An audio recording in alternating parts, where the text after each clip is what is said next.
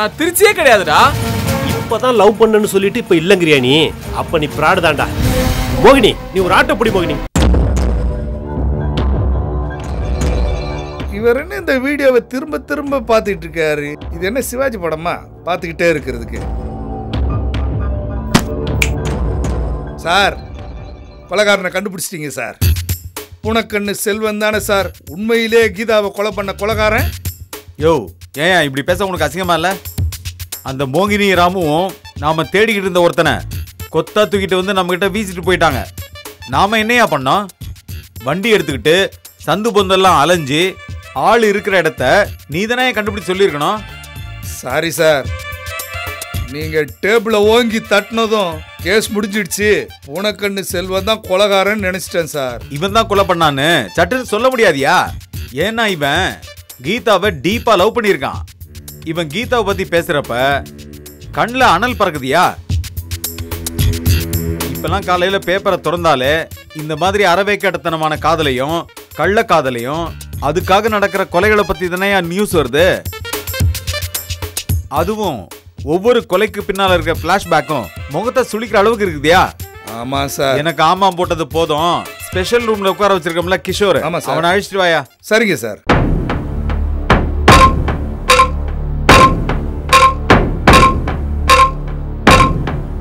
கிஷோர் வாங்க, உங்களை இன்ஸ்பெக்டர் கூப்பிடுறாரு.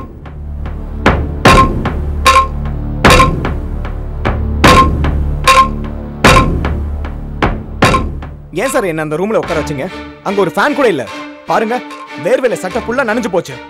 இந்தா இங்கதான் ஃபேன் ஓடுதுல, உட்காரு, சட்டையை கழட்டி காய போட்டுரு. என்ன கட்டு போச்சு இப்ப? நான் இப்ப அவனை உட்கார சொன்னா நீயா எதுக்கு சொல்ற? Sorry sir. என்ன இப்படி திடீர்னு கோவப்படுறாரு? நம்ம மேல கோவப்படுறாரா இல்ல இந்த பையன்கிட்ட இருந்து உண்மையை வர வைக்க ஏதாவது டெக்னிக் பண்றாரா? சரி, நாமளும் கொஞ்சம் ஒத்து ஊதுவோம். நம்ம மெயின் வேலையே தானே. அந்த டிஎன்ஏ ரிப்போர்ட் எடுத்துட்டு வந்து அவன் கையில கொடு. Yes sir.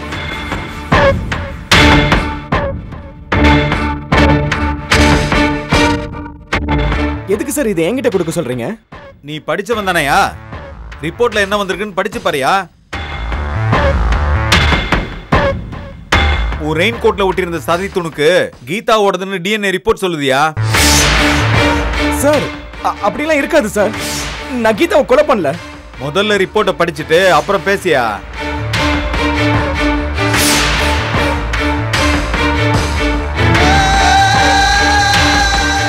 சார், என் ரெயின் கோட்ல இருந்த பிளட், ஃபிளஷ் பீஸ் எல்லாமே கீதாவோட மேட்ச் ஆகலன்னு தானே சார் வந்திருக்கு. முழுசா படிச்சுட்டு சொல்லியா?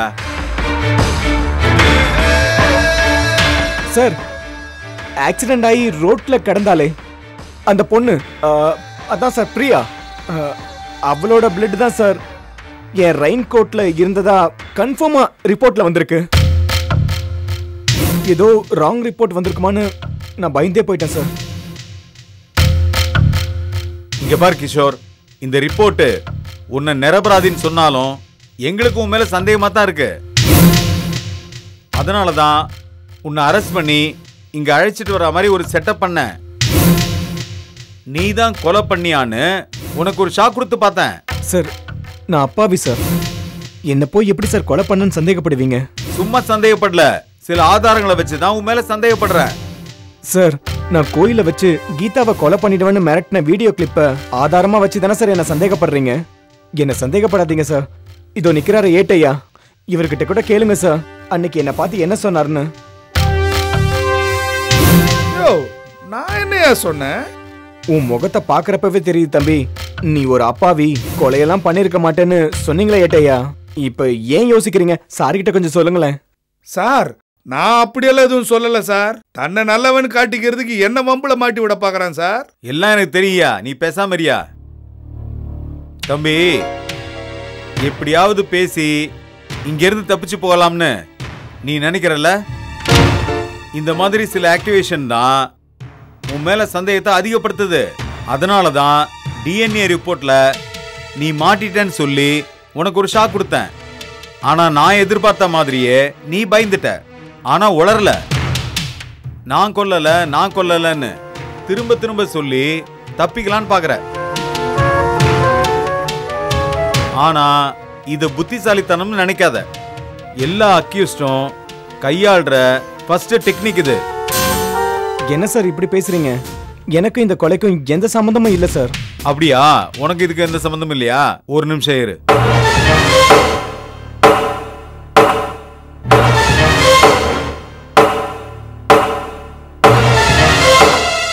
இங்க பாரு வாட்ச்மேன், நம்ம விஷயத்த யாருக்கிட்டையும் வாயை திறந்து பேசிடாத.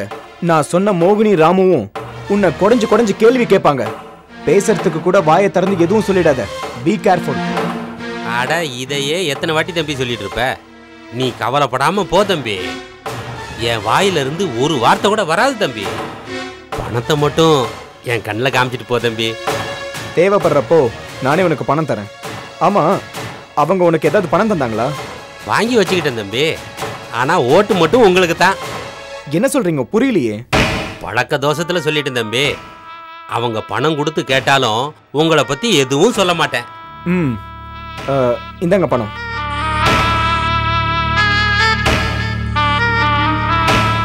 இதை வச்சுக்கோங்க. சரிங்க தம்பி. தேங்க்ஸ் தம்பி. சரி, நான் வரட்டுமா? சரிங்க தம்பி, போயிட்டு வாங்க.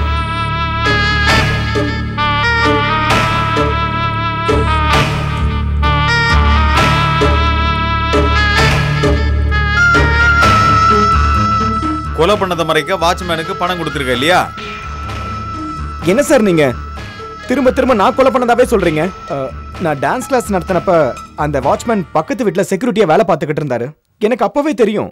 அந்த பழக்கத்தை வச்சுதான் அவன் உதவியோட கீதாவை கொலை பண்ணிட்டல? இல்ல சார், அந்த வாட்ச்மேனுக்கு பணத்தை கொடுத்து கீதா கொலை ஆகிறதுக்கு முன்னாடி என்ன நடந்தது, அதுக்கப்புறம் என்ன நடந்ததுன்னு தெரிஞ்சுக்கிட்டு கொலையாளி யாருன்னு கண்டுபிடிக்க தான் சார் ட்ரை பண்ணேன். அதனாலதான் மோகினி ராமுவை கூட எனக்கு எதிரான ஆளு அப்படின்னு வாட்ச்மேன் கிட்ட சொன்னேன். வாட்ச்மேன் கிட்ட இருந்து உண்மையை கறக்க தான் சார் பார்த்தேன். ஓ, போலீஸ் வேலையை நீயே பாக்குற. நல்லாதான் என் கதை சொல்ற. சார், இவன் சொல்றது உண்மை மாதிரி தான் சார் தெரியுது. ஆமா சார், இதெல்லாம் கௌதம் வெளியில வந்து மோகினியோட சேர்ந்து வாழணுன்றதுக்காக தான் சார் இதெல்லாம் பண்ணேன். மோகினி ரொம்ப நல்லவ. ஊதாரியா இருந்த என்ன திருத்தி பெங்களூர்ல நல்ல வேலையும் வாங்கி கொடுத்தா சார். நான் மோகினியை காதலிச்சேன் சார். எங்க அம்மா கூட மோகினி மருமகளா வரணும் தான் நினைச்சாங்க. ஆனா மோகினி மனசுல கௌதம் மட்டும் இருந்ததுனால அவன் நல்லா இருக்கணும், கௌதமோட சேர்ந்து வாழணும்னு நினைச்சேன் சார். நான் கொலை பண்ணியிருந்தா இந்நேரம் சரண்டர் ஆகி கௌதம வெளியில வர வச்சிருப்பேன் சார். சரியா? நீ சொல்றதும் உண்மை மாதிரி தான் இருக்கு. சரி போ, நான் கூப்பிடுறப்ப வந்துட்டு போ. சரிங்க சார், தேங்க்யூ சார். நீ கொலை பண்ணலன்னு ஏற்கனவே கன்ஃபார்ம் ஆயிடுச்சு. இருந்தாலும் அது என்னையா கண்ணால் காண்பதும் பொய், காதால் கேட்பதும் பொய், தீர விசாரிப்பதே மெய்ன்னு சொல்லியிருக்காங்க சார். அதனாலதான் உன்னை ஃபைனல் என்கொயரி பண்ண. ஓகே, நீ போலாம். நான் வரேன் சார்.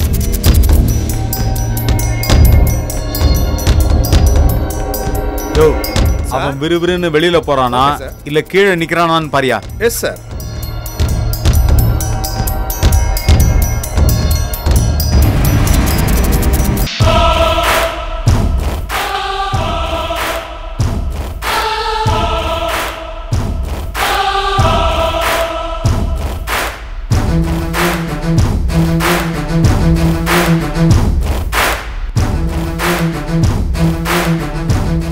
சார் சார், அவன் நிக்கல சார், போயிட்டே இருக்கான் சார். அவன் பின்னால நம்ம கான்ஸ்டபிள் ராமசாமி போறாரா? ஆமா சார், போறாரு. எதுக்கு போறாருன்னு தெரியுமா? தெரியும் சார். 2 இட்லியும் கெட்டி சட்னியும் சாப்பிட போறாரு சார். யோ, நான் தான் கிஷோரை நிழல் மாதிரி ஃபாலோ பண்ண சொல்லியிருக்கேன். புரியுதா சார்? அவங்கிட்ட நீ கொலை பண்ணலன்னு அவளை கன்ஃபார்மா சொன்னீங்களா சார்? இது அவனுக்கு சொன்னதியா? இப்போ கீதாவை அவன் கொலை பண்ணிட்டு போற வழியில ஆக்சிடென்ட் ஆன பொண்ண அவனே காப்பாத்திருக்கலாம் இல்லையா சார்? நீங்க யோ இரியா, இவங்க ப்ரொஃபஷனல் கில்லர் இல்ல. மிரட்னா அடிச்சா உண்மையை சொல்றதுக்கு எமோஷனல் கில்லர்ஸ். நீ என்ன அடிச்சாலும் உண்மையை சொல்ல மாட்டானுங்க இவனுங்கள. சார், தும்ப விட்டுட்டு வாழை பிடிக்கணுமா சார்? இப்ப என்னையா உதாரணம் அது? போலீஸ் வேலைக்கு வரதுக்கு முன்னாடி ஊர்ல மாடு மேய்ச்சிட்டு இருந்தியா? Sorry sir. சின்ன மீனை போட்டு பெரிய மீனை எப்படி பிடிக்கிறேன்னு பாரியா? இவர் வேலைக்கு வர்றதுக்கு முன்னால குளம் குட்டை வாய்க்கால மீன் பிடிச்சிட்டு இருந்திருப்பார் போல இருக்கு. டேய் கிஷோர், உன்னை ஆதாரத்தோட உள்ள வைக்கிறேன்டா. டாக்டர் உங்களை உள்ள கூப்பிடுறாங்க சார். சரி.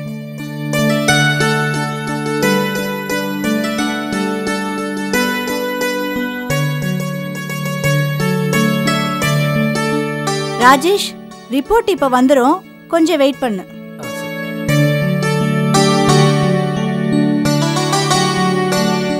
இந்தாங்க டாக்டர்.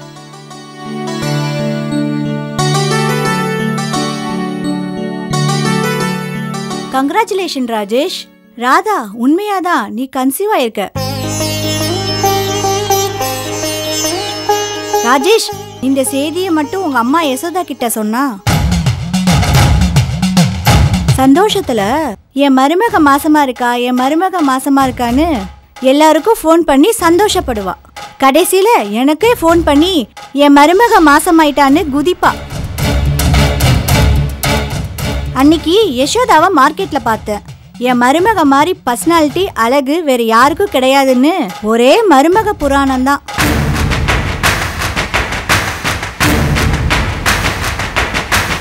உங்க அப்பா மட்டும் என்ன சந்தோஷத்துல யசோதாவை கட்டி பிடிச்சி தூக்கி சுத்துவாரு. யசோதாவுக்கு அமைஞ்ச மாதிரி எனக்கும் ஒரு நல்ல வீட்டுக்கார அமைஞ்சிருக்கலாம். யசோதா எது சொன்னாலும் உங்க அப்பா தலைய ஆட்டுவாரு. டாக்டர், நான் ராஜேஷ், இவர் ராதா. நீங்க வேற யார் ஃபேமிலி பத்தி பேசிட்டு இருக்கீங்க? எனக்கு கன்ஃபியூஸா இருக்கு. எனக்கு அம்மாவே இல்லை டாக்டர். நீங்க இப்படி பேசுறீங்க, ஒன்றும் புரியல எனக்கு. நான் சரியா தான் பேசுறேன். இல்ல டாக்டர். ராஜேஷ், நீங்க எதுவும் பேசாதீங்க. டாக்டர் கரெக்டா தானே பேசிட்டு இருக்காங்க. ரொம்ப தேங்க்ஸ் டாக்டர். உனக்கு அருமையான மாமியார் கிடைச்சிருக்காங்க ராதா. எல்லா சொத்துமே யசோதா பேர்ல இருந்தாலும் ரொம்ப அடக்கமானவ, அன்பானவ யசோதா. உனக்கே இந்நேரம் தெரிஞ்சிருக்குமே. ரொம்ப நல்லாவே தெரியும் டாக்டர். இல்ல ராதா, அது வந்து நீங்க கொஞ்சம் வெளியே இருங்க. டாக்டர்கிட்ட கொஞ்சம் பேசணும். இல்ல ராதா, அது வந்து வெளியே இருங்கன்னு சொல்றேன். ராஜேஷ், மறக்காம வீட்ல எல்லாருக்கும் ஸ்வீட் வாங்கிட்டு போப்பா. டாக்டர், என் மாமியாரோட பேர் என்ன சொன்னீங்க? என்னம்மா இவ்வளவு நாளா இருக்க மாமியார் பேர் தெரியாதா?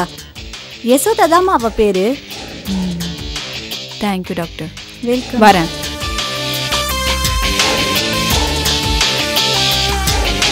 ராதா கிட்ட வசமா மாட்டிக்கிட்டேன். கன்சீவா இருக்காளான்னு தெரிஞ்சுக்கிற ஆர்வத்துல ஃபேமிலி டாக்டர்கிட்ட வந்து தப்பா போச்சு. இவங்களை யாரும் எங்க அம்மா பத்தி பேச சொன்னது? ஐயோ, ராதா மாசமாயிட்டா, என் நிலைமை மோசமாயிடுச்சு. எங்க அம்மா ஃப்ரெண்டு வேற இந்த டாக்டர், எப்படி பேசாம இருப்பாங்க?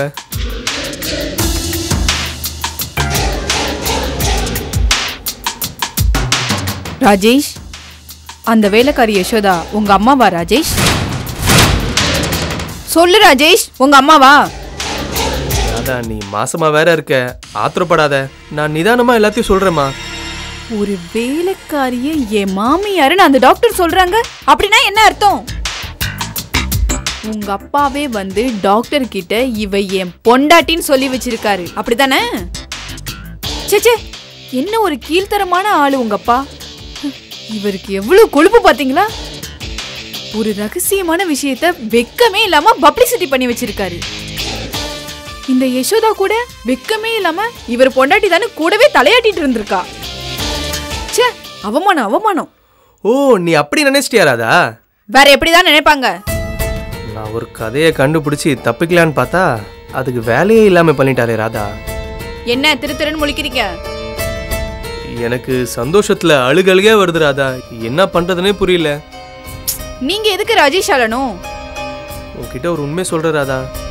எங்க அப்பா யசோதா அவர் ஒய்ஃப்னு டாக்டர் கிட்ட சொல்லல. நான் தான் ஃபர்ஸ்ட் யசோதாவை டாக்டர் கிட்ட எங்க அம்மான்னு அறிமுகப்படுத்தி வச்சேன். ஏன் அப்படி சொன்னீங்க? இந்த டாக்டர் மாமியார் இல்லாத மருமகளுக்கு பிரசவம் பார்க்க மாட்டாங்க ராதா. ஏன் இப்படி ஒரு வித்தியாசமான டாக்டரா இருக்காங்க? மாமியாரை தெய்வமா வணங்குற டாக்டர் இவங்க. மாமியார் இருந்தாதான் இங்க என்ட்ரியே. ஆனா பிரசவம் பார்க்கறதுல ரொம்ப கைராசியான டாக்டர். எல்லாம் சுவ பிரசவம் தான் ராதா. குழந்தை இல்லாதவங்களுக்கு கூட டெஸ்ட் டியூப் மூலியமா குழந்தை கொடுத்தவங்க டாக்டர் கமலா செல்வராஜ் மாதிரி. அப்படியா? ஆமா ராதா. இங்க பிறந்த குழந்தை எல்லாமே எதிர்காலத்துல டாக்டர், இன்ஜினியர், IPS ஆபீசர் கூட இருக்காங்க. இவ்வளோ ஏன் இப்போ கூகுள்ல சிஓவா இருக்கார்ல சுந்தர் பிச்சை, அவரே இங்க தான் பிறந்திருக்காரு. உனக்கு தான் மாமியார் இல்லையே, அதனாலதான் யசோதாவை எங்க அம்மாவாக்கி உனக்கு மாமியார் இருக்கிற மாதிரி செட் பண்ணி விட்டேன். ஆனா ஒரு விஷயம், அம்மாவோட நீங்க வரப்போலாம். என்னது? இல்ல அதான் யசோதாவோட நீங்க வரப்போலாம் டாக்டர் முன்னாடி யசோதாவை அத்தன்னு கூப்பிடணும், மரியாதையா நடந்துக்கணும். ஏன்னா மாமியார் மேல பக்தியா இருக்க மருமகளுக்கு டாக்டரோட கவனிப்பே தனியா இருக்கும். இந்த டாக்டரோட அப்ரோச்சே ஒரு கதை மாதிரி இருக்கே. கதை தான் சிரமப்பட்டு கண்டுபிடிச்சிருக்கேனே. என்ன சொல்றீங்க? வாழ்க்கையே ஒரு கதை தானே ராதா, அதுல டாக்டர் கதை ஒரு பக்கத்துல வருது, அவ்வளவுதான். சரி ராஜேஷ், நீ எனக்காக எவ்வளோ கஷ்டப்படுற. உனக்காகவாது நான் அந்த வேலைக்காரிய அத்தைன்னு கூப்பிட ட்ரை பண்றேன். கடவுளே, எனக்கு பொறுக்க போறது மகனா மகளான்னு தெரியல. ஆனா ராதா வயித்துல வந்ததுமே பாட்டிக்கு ஒரு மரியாதை கிடைக்க போகுது. அப்படியே எல்லாம் உண்மையும் தெரிஞ்சு ராதாவும் மாமியாரையும் நாத்தனாரையும் ஏத்துக்கிட்டா எனக்கு ரொம்ப நிம்மதி, சந்தோஷம். என்ன யோசிச்சுட்டே நிக்கிறீங்க? ஸ்வீட் வாங்கிட்டு வீட்டுக்கு போலாம் வாங்க. சரி. கார்த்திக், கார்த்திக், கார்த்திக், இதோ வந்துட்டேன்ப்பா. லேட் ஆகுது, ஆபீஸ் கிளம்பலாம் வா. இதோ வந்துட்டேன்ப்பா. ஆபீஸ் போகணும்ப்பா. சாரி லேட் ஆகுது பாரு. 2 பேரும் ஆபீஸ் போறதுக்கு முன்னாடி போய் வக்கீல பார்த்து பேசிட்டு போங்க. அப்பா, அம்மா சொல்றது கரெக்ட் தான்ப்பா. காலையில போய் பேசினா ஃப்ரெஷ் மைண்டா இருப்பாரு. போய் பேசிட்டே போயிடலாம். மாமா, டீ காஃபி ஏதாவது சாப்பிட்டு கிளம்புங்களேன். அதெல்லாம் ஒண்ணு வேண்டாம், தேங்க்ஸ்மா.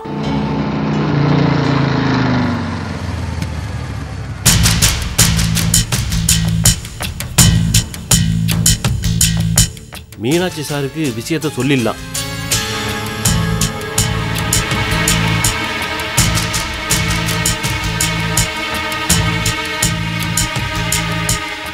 என்னாச்சு? போன் ரிங் ஆகிட்டே இருக்கு. ஆபீஸ்ல இருக்காரா இல்ல போன சைலண்ட்ல போட்டாரான்னு தெரியலையே. சரி, எதுக்கும் லேண்ட்லைன்ல கூப்பிடுவோம், எடுக்கிறாரான்னு பார்ப்போம்.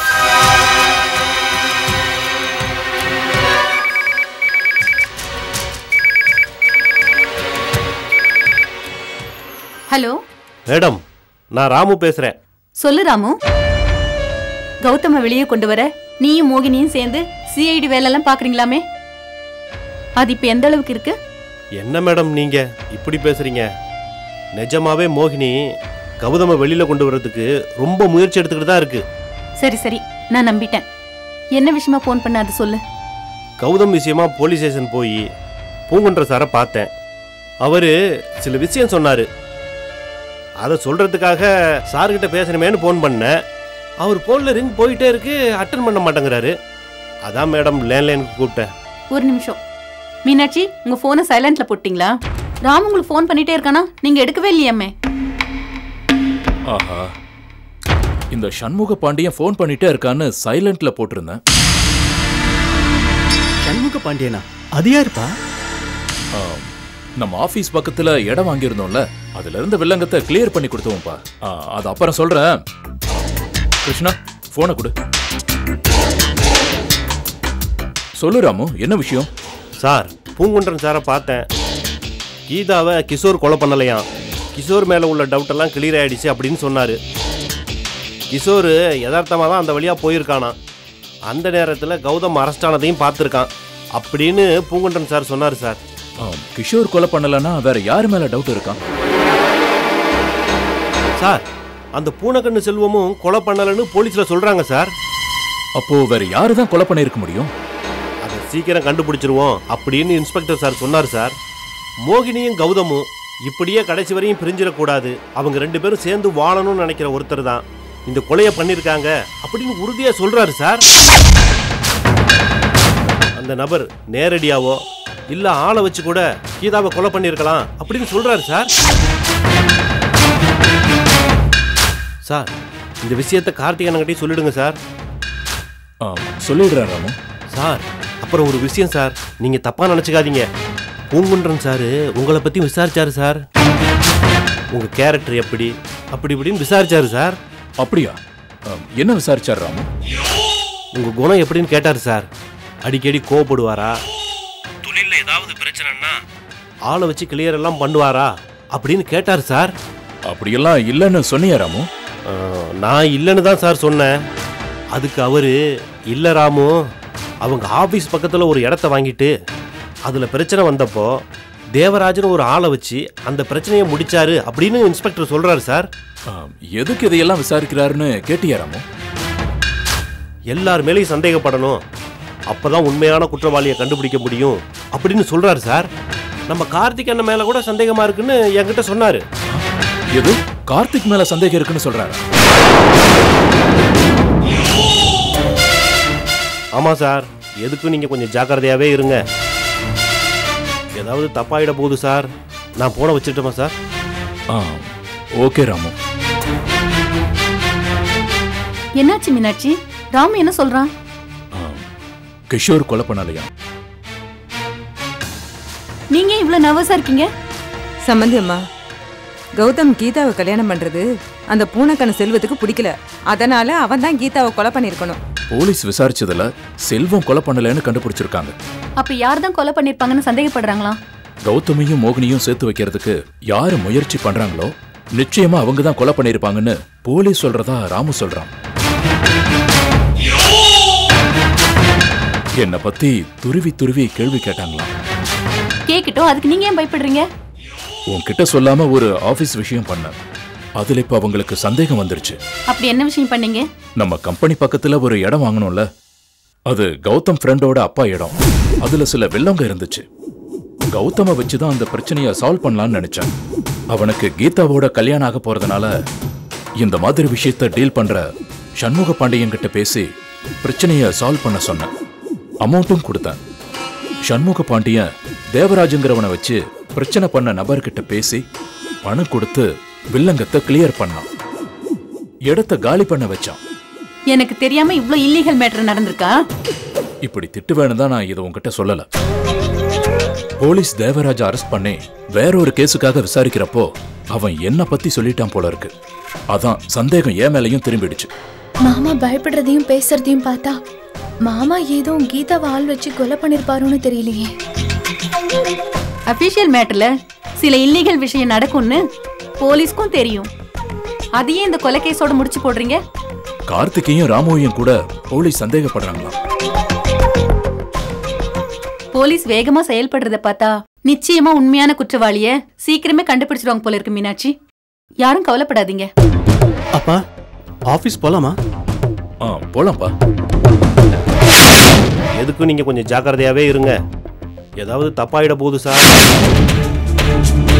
தேவையில்லாம போலீஸ் என்ன சந்தேகப்படுது, அப்பாவும் என்ன சந்தேகப்படுற மாதிரி இருக்கே.